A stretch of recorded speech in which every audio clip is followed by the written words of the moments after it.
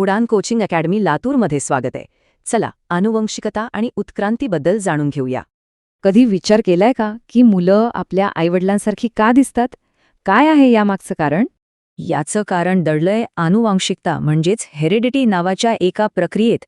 हे गुणधर्म एका पिढीकडून दुसऱ्या पिढीकडे जनुकांमार्फत म्हणजेच जीन्समधून जातात. आणि ही सगळी माहिती डीएनएमध्ये साठवलेली असते, जो आपल्या शरीराचा जणू एक आराखडाच आहे.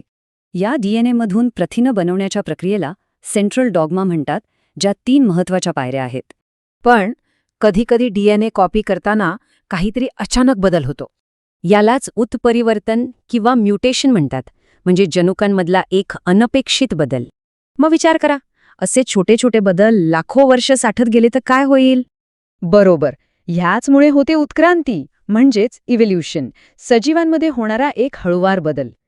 हे नेमकं कसं होतं हे चार्ल्स डार्विनने एका प्रसिद्ध सिद्धांताद्वारे समजावून सांगितलं. त्यांनी ह्याला नैसर्गिक निवडीचा सिद्धांत म्हटलं, ज्याला आपण सर्व्हायव्हल ऑफ द फिटेस्ट म्हणून ओळखतो.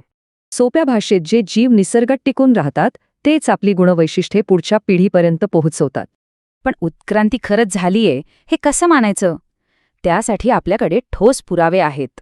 यात जीवाश्म, आपल्या शरीरातील अवशेषांगे आणि वेगवेगळ्या प्राण्यांच्या शरीररचनेतील साम्य यांचा समावेश आहे. आणि उत्क्रांतीची सर्वात रंजक कथा तर स्वतः मानवाची आहे. आपला हा प्रवास लाखो वर्षांपूर्वीच्या पूर्वजांपासून सुरू झाला आणि आजच्या आधुनिक मानवापर्यंत पोहोचला आहे. हे चित्र बघा, यात मानवाच्या उत्क्रांतीचा संपूर्ण प्रवास किती स्पष्ट दिसतोय. तर आज आपण आनुवंशिकता, डीएनए, उत्परिवर्तन आणि नैसर्गिक निवडीचा सिद्धांत शिकलो. अशाच आणखी माहितीपूर्ण व्हिडिओसाठी आमच्या चॅनलला नक्की सबस्क्राईब करा.